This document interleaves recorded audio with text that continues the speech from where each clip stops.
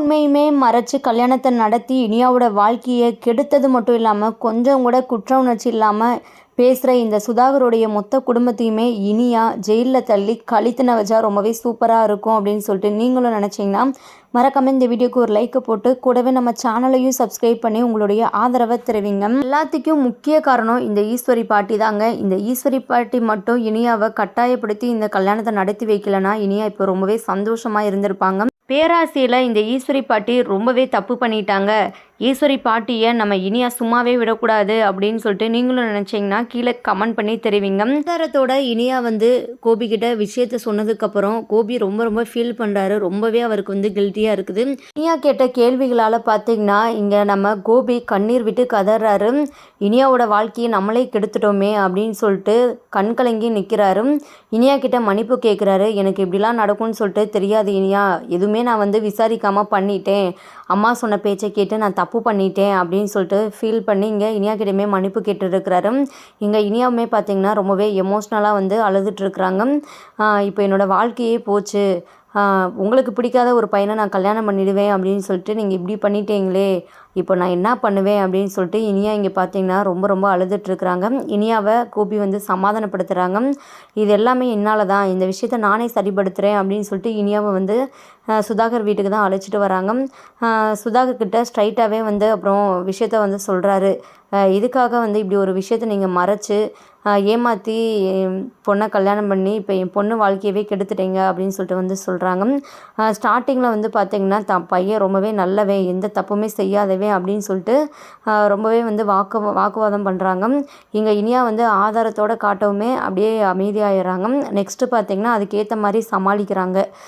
உங்கள் பொண்ணு விஷயத்துமே நீங்கள் மறைச்சி தானே கல்யாணம் பண்ணி கொடுத்தீங்க, நீங்கள் என்ன முன்னாடியேவா சொன்னீங்க, அதே மாதிரி தான் இந்த விஷயம் எங்களுக்கு அவ்வளோ பெரிய விஷயமாலாம் இல்லை, ஏதோ காலேஜ் டைமில் ஃப்ரெண்ட்ஸோடு சேர்ந்து இப்படிலாம் பண்ணிட்டான், அதுக்கப்புறம் அவன் திருந்திட்டான், இப்போல்லாம் அவன் நல்லா தான் இருக்கிறான் அப்படின்னு சொல்கிறாங்க.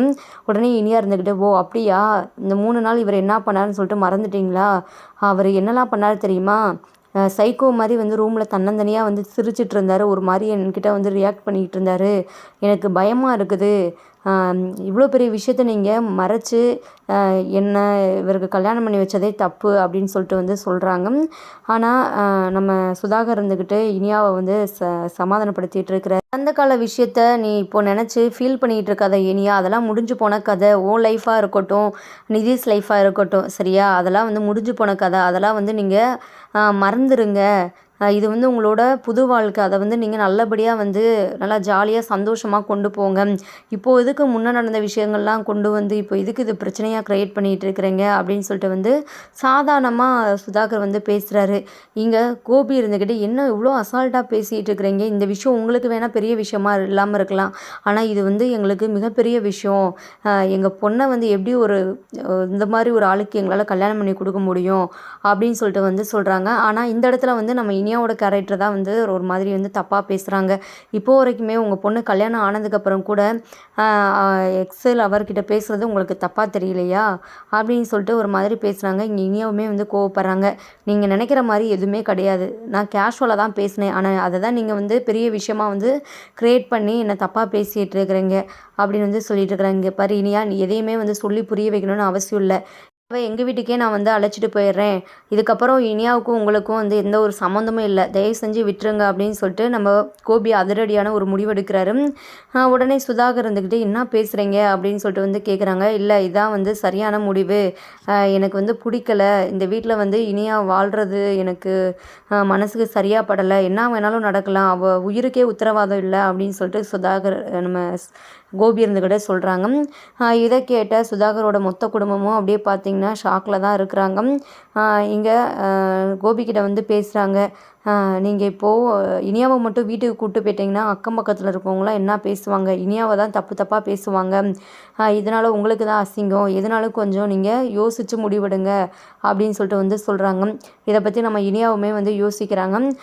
நான் அப்போ சொன்னதான் இப்போவும் சொல்லுவேன், கடந்த காலம் கடந்த காலமாகவே போகட்டும், அதை வச்சு பிரச்சனை பண்ண வேணாம், இதுக்கப்புறமும் இனியாவும் நிதிஷும் ரொம்பவே நல்லபடியாக லைஃப்பை கொண்டு போகட்டும், சந்தோஷமாக இருப்பாங்க, நான் அங்கே நல்லா பார்த்துக்குறோம் இனியாவை, எந்த ஒரு குறை இல்லாமல் அப்படின்னு சொல்லிட்டு இங்கே சுதாகர் இருந்துக்கிட்டு வந்து சொல்லிட்டு இருக்கிறாங்க. நெக்ஸ்ட்டு பார்த்தீங்கன்னா இங்கே இனியாவுமே வந்து யோசிக்கிறாங்க. சுதாகர் இருந்துக்கிட்டு இனியாக்கிட்டேயுமே வந்து பேசுகிறாங்க. இனியா, நீ சொல்லு உன்னோட டாடி கிட்ட, நிதிஷ் வந்து மாறிட்டாமா, அவன் உன்னை நல்லா பார்த்துக்குவான். ஸ்டார்டிங்கில் நீ பார்த்துருக்கல அவன் உங்ககிட்ட எந்த மாதிரிலாம் பாசமாக இருந்தான் அப்படின்னு சொல்லிட்டு, ஏதோ ஊடால தான் ஏதோ அவன் வந்து அப்செட் ஆகிட்டு ஒரு சின்ன கோவத்தில் இப்படிலாம் வந்து பண்ணிட்டான், மற்றபடி எதுவுமே கிடையாது அப்படின்னு சொல்லிட்டு வந்து சொல்கிறாங்க. இங்கே இனியா இருந்துக்கிட்டு யோசிக்கிறாங்க. கோபி இருந்துக்கிட்டு, இனியா இந்த விஷயத்தில் யோசிக்கிறதுக்கெலாம் ஒன்றும் இல்லை சரியா, உன் லைஃப்பை வந்து நான் வந்து அவசரப்பட்டு கெடுத்துட்டேன், இதுக்கப்புறமும் நான் வந்து அமைதியாக இருக்க மாட்டேன், நீ வா நம்ம வந்து பார்த்துக்கலாம், நீ வீட்டுக்கு வா, வீட்டுக்கே போகலாம் அப்படின்னு சொல்லிட்டு வந்து கூப்பிட்றாங்க. இல்லைப்பா, இவர் சொல்கிறது கரெக்டாக தான் இருக்குது, கண்டிப்பாக நான் வீட்டுக்கு வந்தேன்னா அக்கம் பக்கத்தில் வந்து என்ன தான் தப்பாக பேசுவாங்க, இதனால் நம்ம குடும்பத்துக்கு தான் அசிங்கம், பரவாயில்ல நான் இங்கேயே இருக்கிறேன் அப்படின்னு வந்து சொல்கிறாங்க. பரவாயில்ல இனியா, பேசுகிறவங்க என்ன பண்ண போகிறாங்க, பேசுகிறவங்க பேச தான் செய்வாங்க, வாய்க்கு வந்ததெல்லாம், அதுக்காக நம்ம பயந்துட்டுலாம் வாழ முடியாது, என்ன நடந்துச்சுன்னு நம்மளுக்கு தெரியும், கேட்குறவங்கக்கிட்ட இதான் விஷயம் அப்படின்னு சொல்லிட்டு சொல்லிக்கலாம் அப்படின்னு சொல்லிட்டு இங்கே நம்ம கோபி இருந்துக்கிட்ட வந்து சொல்கிறாங்க.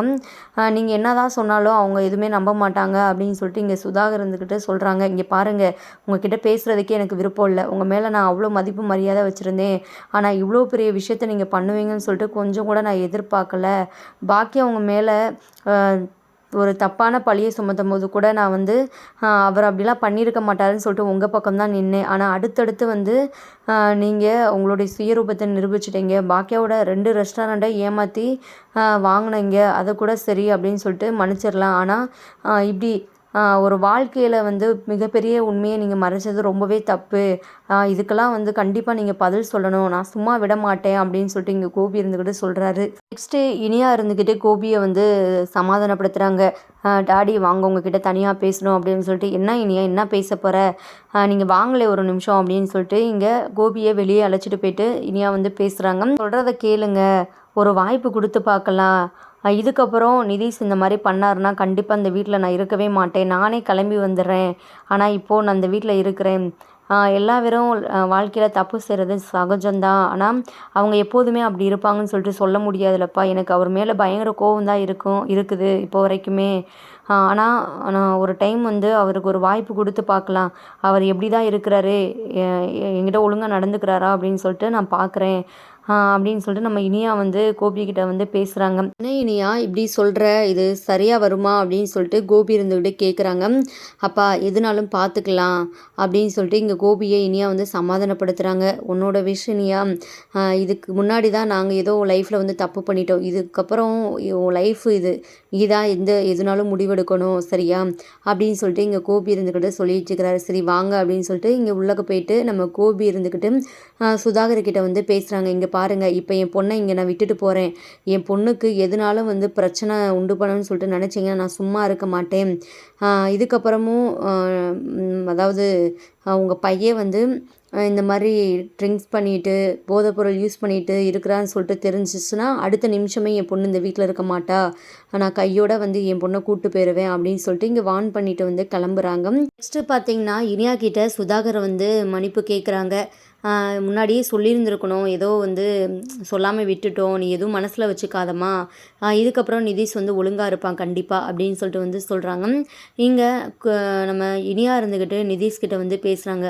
அப்போது நான் கேட்டேன், எதுவுமே நீங்கள் என்கிட்ட மறைக்கவே இல்லை அப்படின்னு சொல்லிட்டு வந்து சொன்னீங்க, இப்போ இதுக்கெல்லாம் என்ன சொல்கிறீங்க அப்படின்னு சொல்லிட்டு கேட்குறாங்க. இங்கே நிதிஷ் வந்து மூக்குடைஞ்சு போய் நிற்கிறாரு. அப்படியே பார்த்தீங்கன்னா வெக்கத்தில் தலை குனிஞ்சு நிற்கிறாரு, அசிங்கப்பட்டு. எல்லாம் 4 வாரத்தை நறுக்குன்னு கேட்டு இனியா பார்த்தீங்கன்னா அங்கேருந்து கிளம்பிடுறாங்க. இங்கே சுதாகர் செம்ம டென்ஷனில் இருக்கிறாங்க. இதுக்கு தான் நான் அப்போவே சொன்னேன் ஒழுங்காக இருடா அப்படின்னு சொல்லிட்டு, இப்போது நீ ஒழுங்காக இருந்திருந்தேன்னா இந்த பிரச்சனை வந்திருக்குமா அப்படின்னு சொல்லிட்டு சுதாகர் இருந்துக்கிட்டு சொல்கிறாங்க. எல்லாத்துக்கும் காரணம் நீங்கள் தான்ப்பா, அவளை நீங்கள் வேலைக்கு விட்டது தான் தப்பு, அங்கே போனதுக்கு அப்புறம் தான் அவள் இந்த விஷயத்தையே கண்டுபிடிச்சிருக்கிறா, வீட்டில் இருந்தானா அவளுக்கு இந்த விஷயம் தெரிய வந்திருக்குமா, நீங்கள் தான்ப்பா தப்பு பண்ணிட்டீங்க அப்படின்னு சொல்லிட்டு இங்கே நிதி சுதாகர் மேலே வந்து கோவப்படுறாரு. நெக்ஸ்ட்டு பார்த்தீங்கன்னா நிதிஷோட அம்மா இருந்துக்கிட்டு சுதாகரை தான் திட்டுறாங்க. அவளுக்கு எவ்வளோ திமிரு இருந்தால் எப்படிலாம் நம்மக்கிட்ட வந்து பேசிட்டு போவோம், நீங்கள் அவள் விஷயத்தில் ரொம்பவே இடம் கொடுத்துட்டீங்க தான் அப்படின்னு சொல்லிட்டு வந்து சொல்கிறாங்க. இங்கே பாரு, வாயை மூடு, நம்ம மேலே தப்பு சரியா, இந்த உண்மையை நம்ம மறைச்சு கல்யாணம் பண்ணதே தப்பு, இப்போ கூட போலீஸ் ஸ்டேஷனில் போய்ட்டு கம்ப்ளைண்ட் கொடுத்தா கண்டிப்பாக இது வந்து செல்லும், நம்மளை பிடிச்சி ஜெயிலுக்குள்ளே தான் போடுவாங்க. முடிஞ்சளவு நம்ம இனியாவோட மனசை மாற்றணும். உன் பையனை ஒழுங்கா இருக்க சொல்லு. அவ கூட சேர்ந்து ஒழுங்கா வாழ சொல்லு. அதை விட்டு குறை சொல்லிட்டு இருக்காத. உன் பையனுக்கு இனியா மட்டும் ஓகே சொல்லனா வேறு எந்த ஒரு பொண்ணுமே வந்து கிடச்சிருக்காது. அவன் கடைசி முடிய அப்படியே வந்து கல்யாணம் பண்ணாத ஒரு ஆளாகவே தான் தெரிஞ்சிட்டு இருந்திருப்பான் அப்படின்னு சொல்லிட்டு வந்து சொல்லிட்டு இங்கே சுதாகருமே வந்து கிளம்பிடுறாங்க. சுதாகரோட ஒய்ஃப் இருந்துக்கிட்டு நிதிஷ்கிட்ட வந்து பேசுகிறாங்க. பாருடா உன் அப்பா எப்படி பேசுகிறாரு அப்படின்னு சொல்லிட்டு. அந்த இனியாவுக்கு ரொம்ப தான் திமிரு. எப்படிலாம் பேசுகிற, இதெல்லாம் நமக்கு தேவையாடா? நீ ஒழுங்காக இருந்திருந்தனா இப்படி கண்டவங்ககிட்டலாம் நம்ம பேச்சு வாங்கணுமா? தயவு செஞ்சு இதுக்கப்புறம் ஒழுங்காக இருடா நிதிஷ் அப்படின்னு வந்து சொல்கிறாங்க. இங்கே ரொம்ப டென்ஷனில் நிதிஷ்மே பார்த்திங்கன்னா கிளம்பிடுறாங்க. எங்கள் ரூமில் பார்த்திங்கன்னா இனியா தன்னோட லைஃப்பை நினச்சி ரொம்ப ரொம்ப ஃபீல் பண்ணிகிட்ருக்குறாங்க. இங்கே பாக்கியா வந்து இனியாவுக்கு வந்து கால் பண்ணுறாங்க. என்ன இனியா என்ன பண்ணுற, சாப்பிட்டியா அப்படின்னு சொல்லிட்டு வந்து கேட்குறாங்க. சாப்பிட்டேம்மா. அண்ணன் போயிட்டானா, கிளம்பிட்டானா? நீங்கள் மட்டும் போயிட்டீங்களா என்ன விட்டுட்டு அப்படின்னு வந்து சொல்கிறாங்க. இல்லைடா, நீ டயர்டாக இருப்ப, மார்னிங்கும் ஆஃபீஸ்க்கு போயிட்டு வந்த, அப்புறம் பார்ட்டி அது இதுன்னு சொல்லிட்டு உனக்கு கொஞ்சம் ரெஸ்ட் இல்லாமல் இருக்குல்ல, அதனால தான். மற்றபடி எதுவும் இல்லை. நீ இதெல்லாம் நினச்சி எதுவுமே யோசிக்காத. நீ சந்தோஷமாக இருக்கணும். என்ன டல்லாகவே இருந்த, என்னாச்சு, எதுவும் பிரச்சனையா அப்படின்னு சொல்லிட்டு வந்து கேட்குறாங்க. இல்லையேம்மா, நான் வந்து சந்தோஷமாக இருக்கிறேன். என் மேலே இவ்வளோ பாசம் வச்சுருக்குறாங்களே இங்கே எல்லாருமே, அதான் அப்படின்னு சொல்லிட்டு இங்கே இனியா வந்து சமாளிக்கிறாங்க. ஆனால் இனியா வந்து பொய் சொல்கிறா அப்படின்னு சொல்லிட்டு நம்ம பாக்கியாவுக்கு கொஞ்சம் மனசுக்கு தோணுது. நீ உண்மையாக தான் சொல்கிறியா? அதுக்காக தான் வந்து நீ இப்படி இருந்தியா, இல்லை வேறு எதனாலும் பிரச்சனையா இனியா அப்படின்னு சொல்லிட்டு வந்து கேட்குறாங்க. இங்கே இனியா மனசுக்குள்ளேயே வந்து ஃபீல் பண்ணிகிட்டு இருக்கிறாங்க. இந்த விஷயம் மட்டும் உங்களுக்கு தெரிஞ்சால் கண்டிப்பாக துடிதுடிச்சு பெறுவீங்கம்மா. எனக்காக நீங்கள் 2 ரெஸ்டாரண்ட்டுமே வந்து இழந்துட்டு நிற்கிறீங்க. இப்போ என்னோடய வாழ்க்கையே வந்து நாசமாக போச்சு அப்படின்னு சொல்லிட்டு உங்களுக்கு விஷயம் தெரிஞ்சுச்சுன்னா அவ்வளோதான். நீங்கள் ரொம்பவே வருத்தப்படுவீங்க. அது மட்டும் இல்லாமல் இந்த குடும்பத்தையே சும்மா விட மாட்டேங்கன்னு சொல்லிட்டு எனக்கு நல்லாவே தெரியும் அப்படின்னு சொல்லிட்டு இனியா வந்து யோசிச்சுட்ருக்குறாங்க. என்ன இனியா, நான் கேட்குறேன், நீ எதுவுமே பதில் சொல்லாமல் இருக்கிற, என்ன தான் யோசிச்சுட்ருக்குற அப்படின்னு சொல்லிட்டு வந்து கேட்குறாங்க. இல்லைம்மா, எப்போ பார்த்தாலும் நீ இதே தான் கேட்டுட்ருக்குற. இங்கே எல்லாருமே உங்கள்கிட்ட நல்லபடியாக நடந்துக்கிறாங்களா, உங்ககிட்ட நல்லா பேசுகிறாங்களா, நல்லா பார்த்துக்கிறாங்களா அப்படின்னு சொல்லிட்டு அதை தான் யோசிச்சுட்டு இருந்தேன். அம்மாவுக்கு எப்போதுமே ஏன் நினப்பு தான் அப்படின்னு சொல்லிட்டு. அப்புறம் சும்மாவா இனியா, கல்யாணம் பண்ணி கொடுத்தாச்சு, கடமை முடிஞ்சிடுச்சு அப்படின்னு சொல்லிட்டுலாம் நான் இருந்துட மாட்டேன். என் பொண்ணு கடைசி முடிய சந்தோஷமாக இருக்கணும். அது எப்போதுமே என் மனசில் ஓடிட்டுருக்கும். உனக்கு ஒரு சின்ன பிரச்சனைனாலும் எனக்கு மனசு அப்படியே பார்த்தீங்கன்னா துடிச்சு போயிடும். நான் ரொம்பவே ஃபீல் பண்ணுவேன். சரியா? இப்போ கூட நீ ஒரு மாதிரி பேசுகிற, அதை கேட்கும்போதே எனக்கு ஒரு மாதிரி கஷ்டமாக தான் இருக்குது. நீ நல்லா ஜாலியாக சந்தோஷமாக இரு இனியா, எதை பற்றியும் யோசிக்காத. அம்மா உங்ககிட்ட ஒன்று மட்டும் சொல்கிறேன். என்னம்மா அப்படின்னு சொல்லிட்டு இனியா இருந்துக்கிட்டே கேட்குறாங்க. சின்ன பிரச்சனையாக இருந்தால் கூட பரவாயில்ல, உன்னால் மனசுக்குள்ளே வச்சு கஷ்டப்பட முடியாத ஒரு நிலைமைன்னு சொல்லிட்டு இருந்தால் நீ கண்டிப்பாக அம்மா கிட்ட சொல்லணும். சரியா? ஆனால் எல்லா பிரச்சனையும் நீ பிரச்சனையாக பார்க்காத. உனக்கே தெரியும்ல, உனக்கு இப்போ மெச்சூரிட்டி வந்துருச்சு, அதனால் வந்து சொல்ல தேவையில்லை அப்படின்னு சொல்லிட்டு இங்கே நம்ம பாக்கியா இனியா கிட்ட ரொம்ப நேரம் பேசிட்டு காலை வச்சிடறாங்க. இங்கே இனியா வந்து ரொம்ப ரொம்ப வந்து ஃபீல் பண்ணிகிட்ருக்குறாங்க. இதுக்கப்புறம் நம்ம லைஃப் எப்படி போக போகுதுன்னே தெரியலையே, இப்படி நம்ம மாட்டிக்கிட்டோமே அப்படின்னு சொல்லிட்டு அந்த டைமில் ஆகாஷையும் கொஞ்சம் யோசிச்சு பார்க்குறாங்க. நம்ம வீட்டு பேச்சை கேட்காம ஆகாஷையே வந்து கல்யாணம் பண்ணியிருந்துருக்கலாம். ஆகாஷ் எவ்வளோ ஒரு நல்ல பையன், நம்ம மிஸ் பண்ணிட்டோம் அப்படின்னு சொல்லிட்டு வந்து ஆகாஷை நினச்சிட்ருக்குறாங்க. அந்த டைமில் பார்த்திங்கன்னா நிதிஷ் இருந்துக்கிட்டு ரூமுக்கு வராரு. நிதிஷை பார்த்து இனியா வந்து பார்த்திங்கன்னா செம்மையாக முறைக்கிறாங்க. இங்கே நிதிஷுமே பார்த்திங்கன்னா இனியாவை ஒரு மாதிரி பார்த்திங்கன்னா முறைச்சிட்டு தான் இருக்கிறாங்க. இங்கே நிதிஷ் இருந்துக்கிட்டு பார்த்திங்கன்னா இனியாவை சமாதானம் பண்ணலாம் அப்படின்னு சொல்லிட்டு இனியா கிட்ட வந்து கொஞ்சம் பேசுகிறதுக்காக வந்து ட்ரை பண்ணுறாரு. ஆனால் இனியாவுக்கு வந்து நிதிஷ்கிட்ட கொஞ்சம் கூட முகம் கொடுத்து பேசுகிறதில்ல. எது கேட்டாலுமே குதர்க்கமாக பதில் சொல்லிகிட்டு இருக்கிறாங்க. இனியா, நீ என்ன ரொம்பவே ஓவராக பண்ணிகிட்டு இருக்கிற, உங்ககிட்ட தேடி வந்து பேசினா என்ன இப்படி தான் சீனை போடுவியா அப்படின்னு சொல்லிட்டு வந்து கேட்குறாங்க. அப்படிலாம் நான் ஒன்றும் கிடையாது. சரிங்களா? உங்களை பற்றி எனக்கு உண்மை தெரிஞ்சதுக்கப்புறம் எனக்கு ரொம்பவே அசிங்கமாக இருக்குது. எப்படி என்னோடய ஆஃபீஸில் போய்ட்டு நான் சொல்ல முடியும், நீங்கள் தான் என்னோடய ஹஸ்பண்ட் அப்படின்னு சொல்லிட்டு எனக்கு அப்படியே பைத்தியம் பிடிக்குது அப்படின்னு வந்து சொல்கிறாங்க. நீ என்ன சொல்லலைனாலாம் நீ வேணா அவனை சொல்லு. சரியா? உன்னோட எக்ஸ் லவ்வரு அவன் தானே உனக்கு பிடிக்கும் ரொம்ப, அதான் அந்த ஆகாஷ், அந்த இட்லி கடைக்கு வருவானே அப்படின்னு சொல்லிட்டு ஒரு மாதிரி தப்பாக பேசிகிட்டு இருக்கிறாங்க. உடனே நம்ம இனியா இருந்துக்கிட்டு, இங்கே பாருங்கள், இதுக்கப்புறம் நீங்கள் எதுவுமே பேசாதீங்க, அது நல்லதுக்கே இல்லை. அப்புறம் நான் பேசினேன்னா உங்களுக்கு தான் ரொம்ப ரொம்ப அசிங்கம் அப்படின்னு சொல்லிட்டு வந்து சொல்கிறாங்க. இப்படியே பார்த்திங்கன்னா பேசிகிட்டே கொஞ்சம் அவங்களுக்குள்ள வாக்குவாதம் போயிட்டுருக்குது. இனியா இதுக்கப்புறம் இவர்கிட்ட பேசுகிறதே வேஸ்ட்டு அப்படின்னு சொல்லிட்டு படுத்து தூங்கிடுறாங்க. நிதிஷுமே பார்த்திங்கன்னா தூங்கிறாங்க. நெக்ஸ்ட்டு மறுநாள் பார்த்திங்கன்னா கோபி வந்து இங்கே பாக்கியாவோட வீட்டுக்கு வராங்க. வந்த கோபி பார்த்திங்கன்னா ரொம்ப ரொம்ப வந்து ஃபீல் பண்ணிகிட்டு இருக்கிறாங்க. நம்ம இனியா லைஃப்பை நினச்சி நம்ம தப்பு பண்ணிட்டோமே அப்படின்னு சொல்லிட்டு அவர் ரொம்பவே வந்து சோகமாக தான் இருக்கிறாரு. இங்கே நம்ம பாக்கியா இருந்துக்கிட்டு என்னாச்சு, எதுவும் பிரச்சனையா, ஏன் இப்படி டல்லாக இருக்கிறீங்க, நேற்று உங்கள் பொண்ணு ஒரு மாதிரி இருந்தால் இன்றைக்கி நீங்கள் இப்படி இருக்கிறீங்க, என்ன தான் ஆச்சு உங்களுக்கு அப்படின்னு சொல்லிட்டு வந்து கேட்குறாங்க. இல்லை இல்லை எதுவும் இல்லை, இனியை நம்ம எல்லாரையுமே மிஸ் பண்ணுறாளாம், அது மட்டும் இல்லாமல் அங்கே எல்லோரும் அவளை நல்லா பார்த்துக்கிறாங்களே, அவளுக்காக நிறையா பண்ணிகிட்ருக்குறாங்களே, அதனால தான் அவள் கொஞ்சம் ஒரு மாதிரி எமோஷ்னல் ஆகிட்டா அப்படின்னு சொல்லிட்டு இங்கே கோபி இருந்துக்கிட்டு சமாளிக்கிறாரு. இங்கே பாக்கியா இருந்துக்கிட்டு உண்மையாகவே அதுதான் விஷயமா, வேறு எதுவும் இருக்கா அப்படின்னு சொல்லிட்டு இங்கே கேட்குறாங்க. பாக்கியா நீ வந்து எதையாச்சும் யோசிச்சுட்டு இருக்காத, விஷயம் இதுதான், மற்றபடி எதுவுமே இல்லை, நம்ம பொண்ணு ரொம்பவே சந்தோஷமாக இருக்கிறா அப்படின்னு வந்து சொல்லிட்டு இருக்கிறாங்க. இங்கே நம்ம இனியா வந்து ஆஃபீஸ்க்கு கிளம்புறாங்க. கீழே வந்து வராங்க. எப்போதுமே வந்து சுதாகர்கிட்ட வந்து சொல்லிட்டு தான் போவாங்க. ஆனால் வந்து எதுவுமே சொல்லாமல் வந்து பார்த்திங்கன்னா கிளம்புறாங்க. உடனே சுதாகர் இருந்துக்கிட்டே இனியா என்னம்மா எங்கே போகிற அப்படின்னு சொல்லிட்டு வந்து கேட்குறாங்க. அப்படியே வேண்டா வெறுப்பா ஆஃபீஸ்க்கு தான் போகிறேன் அப்படின்னு சொல்லிட்டு வந்து சொல்கிறாங்க.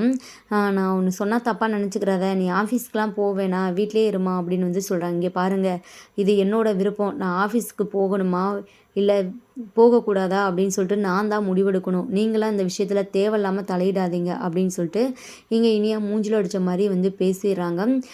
இதனால் வந்து இங்கே நிதிஷ்மே வந்து கோவப்படுறாங்க. உனக்கு வர வர என்ன ரொம்பவே திமிரு கூட்டிகிட்டு போகுது, அப்பா சொன்னாங்கன்னா சரின்னு சொல்லணும், அதை விட்டுட்டு அவரை இப்படி வந்து நீ எதிர்த்து பேசிகிட்டு இருக்கிற அப்படின்னு வந்து கோவப்படுறாரு.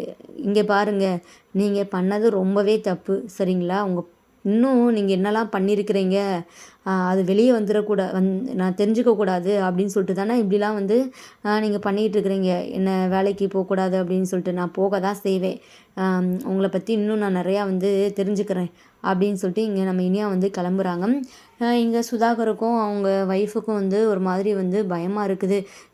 இதுக்கே தையத்தக்கான்னு குதிக்கிறா, நிதிஷ் பற்றியே இன்னும் அவள் பல விஷயங்கள் கேள்விப்பட்டு அவ்வளோதான் போல், கண்டிப்பாக தூக்கி போட்டு அவள் இந்த வீட்டை விட்டே போயிடுவா அப்படின்னு சொல்லிட்டு வந்து சொல்கிறாங்க. ஆமாம் உண்மைதான், நான் தான் சொன்னேன்ல, கண்டிப்பாக இனியா கிட்ட வந்து ரொம்ப நாள்லாம் இந்த விஷயத்த மூடி மறைக்க முடியாது அப்படின்னு சொல்லிட்டு, அவள் இவ்வளோ சீக்கிரமாக கண்டுபிடிச்சிடான்னு சொல்லிட்டு நான் எதிர்பார்க்கல, ஆனால் இதுக்கப்புறம் அவள் சில விஷயங்கள்லாம் தெரிஞ்சுக்கிட்டா கண்டிப்பாக அடுத்த நிமிஷமே வந்து இங்கே இருக்கவே மாட்டா, அதுக்கு ஒரு வழி பண்ணணும், எல்லா விஷயத்தையுமே மூடி மறைக்கணும், பணம் இருக்குல்ல, பணம் இருக்கிற வரையும் நம்ம தான், அவ்வளோதான், பணம் கெட்ட தூக்கி போட்டால் அதுக்கு வேலை நல்லா நடக்கும் அப்படின்னு சொல்லிட்டு இங்கே சுதாகர் வந்துட்டு சொல்லிட்டு இருக்கிறாங்க. நெக்ஸ்ட்டு பார்த்திங்கன்னா இங்கே ஆஃபீஸ்க்கு போன இனியா வந்து நிதிஷ் பற்றிய இன்னும் விஷயங்களை நம்ம தெரிஞ்சுக்கணும் அப்படின்னு சொல்லிட்டு எல்லா கேஸ் ஃபைல்ஸ் இதெல்லாம் வந்து பார்த்துட்ருக்குறாங்க.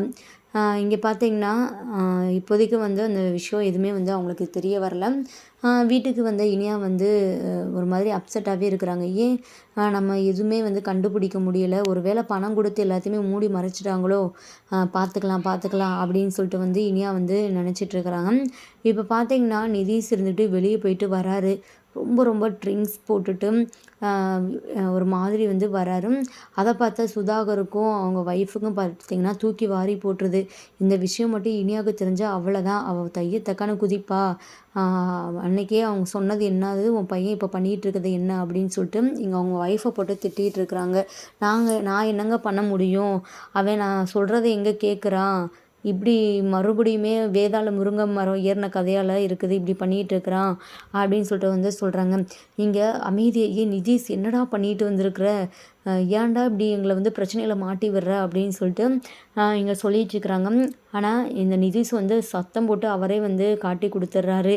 இங்கே பாருங்கள், அந்த இனியா என்ன ரொம்பவே ஓவராக வந்து பேசிகிட்டு இருக்கிறா, இதெல்லாம் என்னால் பார்த்துட்டு பொறுமையாலாம் இருக்க முடியாது, எனக்கு பிடிச்ச மாதிரி நான் இருப்பேன் சரிங்களா இதுக்கப்புறம் அப்படின்னு சொல்லிட்டு கத்தி கத்தி ரொம்பவே வந்து திமிரோடு பேசிகிட்டு இருக்கிறாரு நிதிஷ். இன்னும் சவுண்டு கேட்குது அப்படின்னு சொல்லிட்டு இனியா வந்து ரூமை விட்டு வெளியே வந்து பார்த்தா அப்படியே நிற்கிற நிலமையில கூட இல்லாமல் தள்ளாடிட்டு இருக்கிறாரு இந்த நிதிஷ். இதை பார்த்த இனியா வந்து புரிஞ்சுக்கிறாங்க, அப்போ இன்றைக்கும் ஒரு குடிச்சிட்டு தான் வந்திருக்கிறாரு அப்படின்னு சொல்லிட்டு இங்கே பாரு நீ வா எங்கள் ரூமில் வந்து தூங்கு அப்படின்னு சொல்லிட்டு இங்கே நிதீஷை வந்து இழுத்துட்டு போகிறாங்க. ஆனால் நிதீஷ் இருந்துக்கிட்டு நான் உங்கள் ரூமில் தூங்குறதுக்கு ஒன்றும் சின்ன பையன் இல்லை, நான் என்னோடய ரூமில் தான் தூங்குவேன் அப்படின்னு சொல்லிட்டு இங்கே ரூமுக்கு போகிறாங்க. ரூமில் நம்ம இனியாவை பார்த்து நிதீஷ் வந்து பார்த்திங்கன்னா பயங்கர கோவப்படுறாங்க. நீ என்ன உலக அழகின்னு உனக்கு மனசில் நினப்பா, நீயே ஒரு தப்பான கேரக்டர் உள்ள ஒரு பொண்ணு, புருஷன் இருக்கும்போதே உன்னோட முன்னாள் காதலன்கிட்ட வந்து நீ பேசிகிட்டு இருக்கிற, நீ வந்து என்ன சொல்கிறியா அப்படின்னு சொல்லிட்டு ஒரு மாதிரி தப்பாக வந்து பேசிகிட்டு இருக்கிறாங்க. சரி பேசினா பேசிட்டு போகட்டும் அப்படின்னு சொல்லிட்டு நம்ம இனியா வந்து கொஞ்சம் அமைதியாக தான் இருந்தாங்க. நெக்ஸ்ட்டு நிதீஷ் ரொம்பவே அளவுக்கு மீறி ஒரு மாதிரி இனியாவை அசிங்கமாக வந்து பேசிட்டு போனனால இங்கே இனியா வந்து பொறுமையை இழந்து இங்கே நிதீஷை பார்த்திங்கன்னா அடிக்கிறதுக்காகவே போயிடுறாங்க. அந்த டைமில் பார்த்திங்கன்னா இந்த நிதீஷ் வந்து சைக்கோவாக மாறிடுறாரு. எவ்வளோ தைரியம் இருந்தால் நீ என்ன அடிக்கிறதுக்காக வருவ அப்படின்னு சொல்லிட்டு இங்கே இனியாவை பிடிச்சி கீழே தள்ளி விட்டாரு. இதனால் இனியா தலையில் லைட்டாக அடிபட்டுருது. நெக்ஸ்ட்டு பார்த்திங்கன்னா அப்படியே அவர் பெட்டு மேலே படுத்துக்கிறாரு. இங்கே இனியாவுக்கு என்ன ஆச்சு அப்படின்னு சொல்லிட்டு கூட அவர் கவனிக்கலை. இங்கே இனியா அழுதுகிட்டே பார்த்திங்கன்னா இதுக்கப்புறமும் நம்ம இங்கே இருக்க வேணாம், நம்ம வந்து இவர் திருந்துவார், இவருக்கு ஒரு வாய்ப்பு கொடுக்கலாம் அப்படின்னு சொல்லிட்டு தான் நம்ம நினச்சோம். ஆனால் இவர் கண்டிப்பாக திருந்த போகிறதில்ல, இவர் ஒரு சைக்கோ அப்படின்னு சொல்லிட்டு நம்ம இனியா வந்து அந்த டைமில் வந்து கிளம்பி இங்கே பாக்கியாவோட வீட்டுக்கு வந்துடுறாங்க. அப்போ தான் பாக்கியாவுமே வந்து ஒர்க் முடிஞ்சு வராங்க. நெக்ஸ்ட்டு கோபியுமே அங்கே தான் இருக்கிறாங்க. பாட்டி எல்லாருமே மொத்த குடும்பமே பார்த்திங்கன்னா ஹாலில் தான் உட்காந்துருக்குறாங்க. இங்கே இனியா அழுதுகிட்டே வராங்க. உடனே பாக்கியா இருந்துக்கிட்டு இனியா என்ன ஆச்சு, தலையில் வேற வந்து அடிபட்டிருக்குது, என்னடா ஆச்சு, இதுக்காக அழுகிற அப்படின்னு சொல்லிட்டு அடுக்கடுக்காக கேள்வி மேலே கேள்வியாக கேட்டுட்டு இருக்கிறாங்க. இங்கே நம்ம இனியா ஓன்னு அழுதுட்டு நிற்கிறாங்க. வீட்டில் எல்லாருமே பதறாங்க. நம்ம கோபிக்கு வந்து விஷயம் புரியுது, அங்கே தான் ஏதோ ஒரு பிரச்சனை நடந்திருக்குது, அதுக்கு தான் இனியாவை அன்னைக்கு சொன்னேன் வா வீட்டுக்கு போயிடலாம் அப்படின்னு சொல்லிட்டு. அவள் கேட்டாளா, இப்போது இப்படி ஒரு நிலமையில வந்து நிற்கிறாளே அப்படின்னு சொல்லிட்டு கோபி ரொம்பவே ஃபீல் பண்ணிட்டு இருக்கிறாரு. அம்மாவோட நிலைமையை பார்த்து எல்லாரை விடையும் நம்ம பாக்கியா தான் துடிச்சு போயிடுறாங்க. இனியா இப்போ சொல்ல போறியா இல்லையா, என்னதான் நடந்துச்சு, எதுக்காக இப்படி அழுதுட்டு நிற்கிற அப்படின்னு சொல்லிட்டு வந்து கேட்குறாங்க. என்னம்மா சொல்லுவேன், என் லைஃபே போச்சுமா, ஒரு சைக்கோவுக்கு நீங்கள் என்னை வந்து கல்யாணம் பண்ணி கொடுத்துட்டீங்க, நான் என்னம்மா சொல்ல, அவன் ஒரு சைக்கோ, அவன் ஒரு போதைப்பொருள் அடிக்டடுமா, அவன் குடித்தானா அவனுக்கு என்ன பண்ணுறோன்னே தெரியாது, அந்த மாதிரி ஒரு கேரக்டரு, அவன் 6 மாதம் ஜெயிலுக்குள்ளே இருந்திருக்கிறான் இந்த கேஸில் அப்படின்னு சொல்லிட்டு நடந்த எல்லா விஷயத்தையுமே நம்ம இனியா வந்து போட்டு உடைச்சிட்றாங்க. இதை கேட்ட மொத்த குடும்பமே பயங்கர ஷாக் ஆகுறாங்க. இங்கே கோபி மட்டும் கொஞ்சம் நார்மலாக இருக்கிறாரு. என்ன இனியா என்ன சொல்கிற, ஆமாம்மா நான் தெரிஞ்சுக்கிட்டேன் எல்லா விஷயத்தையுமே, இந்த விஷயம் அப்பாவுக்கு கூட தெரியும் அப்படின்னு வந்து சொல்கிறாங்க. உடனே அப்போ தான் நம்ம பாக்கியா வந்து கோபியுமே வந்து நோட் பண்ணுறாரு. என்ன உங்களுக்கு இவ்வளோ பெரிய விஷயம் தெரிஞ்சு கூட நீங்கள் அமைதியாக இருந்திருக்கிறீங்க, அப்போவே நான் தலைப்பாடாக அடிச்சுக்கிட்டேன், வேணாம் இந்த சம்மந்தம் வேணாம், எதுவுமே சரியாக இல்லை, தப்பாக படுது அப்படின்னு சொல்லிட்டு சொன்னேன், கேட்டிங்களா, நீங்களும் உங்கள் அம்மாவை ஆடுனீங்களே, இந்த கல்யாணத்தை எப்படினாலும் நடத்தி வச்சிடணும், பெரிய பணக்கார குடும்பம், எப்படினாலும் இனியாவை கல்யாணம் பண்ணி கொடுத்துடணும், சந்தோஷமாக இருப்பா அப்படின்னு சொல்லிட்டு சொன்னீங்க, இப்போது அவளோட நிலைமையை பாருங்கள், ஐயோ நான் என்ன பண்ணுறது அப்படின்னு சொல்லிட்டு இங்கே பாக்கியா வந்து கதறாங்க. இங்கே நம்ம கோபி இருந்துக்கிட்டு பாக்கியாவை வந்து சமாதானப்படுத்துகிறாங்க. இன்னொரு பக்கம் பார்த்திங்கன்னா பாட்டி வந்து தலை குனிஞ்சு நிற்கிறாங்க குற்ற உணர்ச்சியில். செலியன் ஒரு பக்கம் பயங்கர கோவப்படுறாரு, ஒரு பக்கம் அவருக்குமே வருத்தம் தான், நம்மளும் இப்படி தங்கச்சி லைஃப்பை வந்து நாசம் பண்ணிட்டோமே, அவளை நம்மளும் இந்த விஷயத்தில் வந்து கட்டாயப்படுத்திட்டோம் அப்படின்னு சொல்லிட்டு நான் போகிறேன், நான் போயிட்டு அவனை என்னன்னு கேட்டு ஒரு 2 போடு போட்டு வரேன், அப்படி என்ன பணத்திமிரில் ஆடிட்டு இருக்கிறாங்களா அப்படின்னு சொல்லிட்டு இங்கே நம்ம செலியன் வந்து கோவப்பட்டு கிளம்புறாரு. இங்கே எல்லாருமே செலியனை வந்து தடுத்து நிப்பாட்டுறாங்க. நெக்ஸ்ட்டு பார்த்திங்கன்னா லைட்டாக பாட்டி பேச்சு கொடுக்குறாங்க. சரி இனியா நடந்தது ஏதோ நடந்துருச்சு, அதெல்லாம் நீ மனசில் வச்சுக்கிட்டு இப்படி நீ அந்த வீட்டை விட்டு வந்திருக்கக்கூடாது, நீ போ அங்கே தான் இருக்கணும், அதுதான் உன்னோட வீடு, கோபி விட்டுட்டு வா இனியாவை, அதுவும் சொல்லாமல் கொள்ளாமல் வந்துட்டா, அங்கே வந்து தேட போகிறாங்க இனியாவை அப்படின்னு சொல்லிட்டு கேஷுவலாக வந்து பேசுகிறாங்க. உடனே இங்கே இனியா வந்து ரொம்பவே அழுகுறாங்க. பாட்டி எல்லாத்துக்கும் காரணம் நீங்கள் தான் பாட்டி, நீங்கள் மட்டும் என்னை கட்டாயப்படுத்தி கல்யாணம் பண்ணி வைக்கலன்னா கண்டிப்பாக என் வாழ்க்கை நல்லா இருந்திருக்கும், நான் ஆகாஷை கல்யாணம் பண்ணிப்பேன் அப்படின்னு சொல்லிட்டு தானே நீங்கள் இப்படிலாம் வந்து பண்ணீங்க. அவனை கல்யாணம் பண்ணியிருந்தா கூட நான் சந்தோஷமாக தான் இருந்திருப்பேன். பணத்தில் தான் வந்து நான் கஷ்டப்பட்டுருப்பேன். அதை கூட வந்து சம்பாதிச்சுக்கலாம். ஆனால் இப்படி மன கஷ்டம் என்ன பண்ணுறது சொல்லுங்கள். ஒரு கேடு கெட்டவனுக்கு கல்யாணம் பண்ணி கொடுத்து என்னோட வாழ்க்கையவே மொத்தமாக வந்து கெடுத்துட்டீங்களே அப்படின்னு சொல்லிட்டு இங்கே நம்ம இனியா வந்து பாட்டியை நாக்க பிடுங்குற மாதிரி பார்த்தீங்கன்னா செம்மையாக கேள்வி கேட்குறாங்க. எங்கள் பாட்டிக்கு என்ன பதில் சொல்கிறதுனே தெரியல. நெக்ஸ்ட்டு பார்த்தீங்கன்னா இல்லைப்பா நடந்தது நடந்துருச்சு, நீ அங்கே தான் போயிட்டு வாழணும் அப்படின்னு சொல்லிட்டு மனச்சாட்சியே இல்லாமல் பாட்டி இருந்துக்கிட்டு இனியாவை சமாதானப்படுத்துகிற மாதிரியே பேசுகிறாங்க. உடனே பார்த்தீங்கன்னா நம்ம கோபியுமே வந்து செம கோவத்தோடு தான் நிற்கிறாங்க. இங்கே பாக்கியா இருந்துக்கிட்டு பயங்கர கோவத்தில் இருக்கிறாங்க. என்ன பேசிகிட்டு இருக்கிறீங்க, தயவு செஞ்சு வாயை மூடுங்க. அங்கே என் பொண்ணுக்கு வந்து ஒரு அநீதி நடந்திருக்குது, நீங்கள் இப்படி பேசிகிட்டு இருக்கிறீங்க. இப்போ கூட இனியாவை போய்ட்டு அங்கே போய் வாழுன்னு சொல்லிட்டு இருக்கிறீங்க. உங்களுக்குலாம் வாய் கூசலை, நீங்களாம் என்ன ஜென்மம் அப்படின்னு சொல்லிட்டு இங்கே ஆத்திரத்தில் நம்ம பாக்கியா வந்து பொழந்து கட்டுறாங்க இந்த ஈஸ்வரியை. அதுக்காக என்ன பண்ணுறது பாக்கியா, அதுக்காக இவ்வளோ வாழா வெட்டியாக இங்கேயே வீட்டில் வச்சுக்கிறதா அப்படின்னு சொல்லிட்டு நம்ம பாட்டி இருந்துக்கிட்டே பேசுகிறாங்க. அவ இங்கே இருக்கிறதுனால ஒரு பிரச்சனையும் கிடையாது சரிங்களா. என் பொண்ணு போயிட்டு இந்த மாதிரி ஒரு குடும்பத்தில் வாழணும்னு சொல்லிட்டு அவசியமே இல்லை. அவள் அங்கே இருக்கிறது ஒன்று தான், அவள் ஜெயிலில் போய் இருக்கிறது ஒன்று தான். அவள் வாழ்க்கை அவள் முடிவு பண்ணிட்டா சரிங்களா. நீங்கள் எதுவுமே சொல்லக்கூடாது. உங்களை அவள் விஷயத்தில் தலையிட விட்டது தான் தப்பு. நான் தப்பு பண்ணிட்டேன், உங்கள் பேச்சை கேட்டது தான் நான் தப்பு. இந்த விஷயத்தில் நான் வந்து கொஞ்சம் உறுதியாக இருந்திருக்கணும். எனக்கு அப்போவே வந்து தப்பாக தான் தோணுச்சு. அந்த சுதாகர் விஷயத்தில் வந்து எனக்கு எதுவுமே சரியில்லை. ஆனால் நீங்கள் எல்லாம் சொல்கிறீங்கன்னு சொல்லிட்டு நானும் அமைதியாக இருந்தேன் பாருங்கள். நான் பண்ண தப்பு தான் எல்லாமே. இதுக்கப்புறம் நீங்கள் எந்த விஷயத்துலையுமே தலையிடாதீங்க. ஃபஸ்ட்டு என் வீட்டிலையே இருக்காதீங்க. ஃபஸ்ட்டு வெளியே போங்க வீட்டை விட்டு. உங்கள் பேராசையினால் இனியாவோட வாழ்க்கையே வந்து நாசமாக போச்சு. இப்போ உங்களுக்கு சந்தோஷமாக இருக்குல்ல, அப்படியே சந்தோஷத்தோடு இந்த வீட்டை விட்டு கிளம்புங்க அப்படின்னு சொல்லிட்டு இங்கே பாக்கியா வந்து பாட்டியை அப்படியே வெளுத்து வாங்குறாங்க. இங்கே பாட்டி இருந்துக்கிட்டு பாக்கியா கிட்ட வந்து கெஞ்சுறாங்க. இன்னொரு பக்கம் செலியனுக்கு கூட பாட்டி மேலே வந்து கோவம் வருது. பாட்டி இதுக்கு மேலே நீங்கள் எதுவுமே பேசாதீங்க, எனக்குமே உங்கள் மேலே பயங்கர கோவம் வருது. ஸ்டார்டிங்கில் தான் இனியா விஷயத்தில் நீங்கள் வந்து இப்படி பண்ணிட்டீங்க, இப்போவாச்சும் நீங்கள் கொஞ்சம் திருந்தணும்ல. இவ்வளோ பெரிய தப்பு நம்மளால தான் நடந்திருக்கு. இனியாவோட வாழ்க்கையே வந்து இப்படி ஆயிடுச்சு. அப்போ கூட நீங்கள் கொஞ்சம் கூட யோசிக்காமல் இந்த மாதிரிலாம் பேசுகிறீங்களே, அப்போ உங்களை என்ன தான் சொல்கிறது அப்படின்னு சொல்லிட்டு இங்கே செலியன் கூட பார்த்தீங்கன்னா கோவத்தில் பாட்டியை அடிக்கிறதுக்காக கை ஓங்குறாரு. எல்லாருமே பார்த்தீங்கன்னா பாட்டி மேலே பயங்கர கோவத்தில் இருக்கிறாங்க. பாக்கியா வந்து முடிவே பண்ணிட்டாங்க, இதுக்கப்புறம் நீங்கள் இந்த வீட்டிலே இருக்கக்கூடாது. நீங்கள் இந்த வீட்டில் இருந்தால் கண்டிப்பாக பிரச்சனை மேலே பிரச்சனை தான் வரும். எங்களுக்கு நிம்மதியே இருக்காது. உங்களுக்கு அத்தைன்னு சொல்லிட்டு நான் அம்மா ஸ்தானத்தில் வச்சுருந்தேன் இந்த வீட்டில். உங்ககிட்ட கேட்டு தான் எல்லா முடிவுமே எடுப்பேன். ஆனால் நீங்கள் வந்து உங்களுக்கு அந்த தகுதியே கிடையாது அப்படின்னு சொல்லிட்டு இங்கே பாக்கியா வந்து செம்மையாக பேசுகிறாங்க. பாட்டி இருந்துக்கிட்டு ரொம்பவே பரிதாபமாக நிற்கிறாங்க. பாட்டியை வெளியே அனுப்புகிறதான் செம்மையான முடிவு, இந்த குடும்பம் உருப்படும் அப்படின்னு சொல்லிட்டு நீங்களும் நினச்சிங்கன்னா இந்த வீடியோக்கு ஒரு லைக்கை போட்டு கூடவே நம்ம சேனலையும் சப்ஸ்கிரைப் பண்ணி உங்களுடைய ஆதரவை தெரிவிங்க. தேங்க்யூ.